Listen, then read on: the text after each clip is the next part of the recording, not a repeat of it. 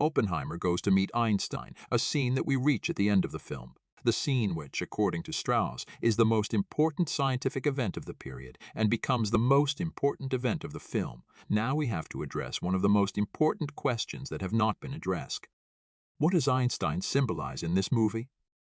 In the ancient Greek thought, people who did great services to the people and the city were approved to be considered as gods after their death, and later generations called them gods. Since Oppenheimer is a Jew and being a Jew is mentioned and emphasized a lot in the film, it is better to mention the concept of the Jewish God.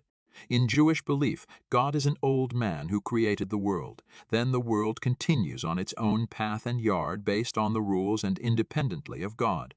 And the world can take the hat off the gods' heads based on its own laws. The human-like God has always been considered and represented in Greek and Jewish thought.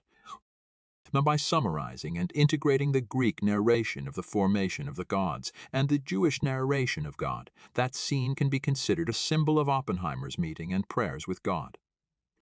A human-like God who created the world and is busy with his retirement, while the world continues independent based on the laws of physics, and as we see with emphasis in the movie, it takes off the hat from God. In price, Oppenheimer puts on his hat and approaches Einstein, the mentor, to the court of the gods. In this view, what happened in that scene is inner challenge.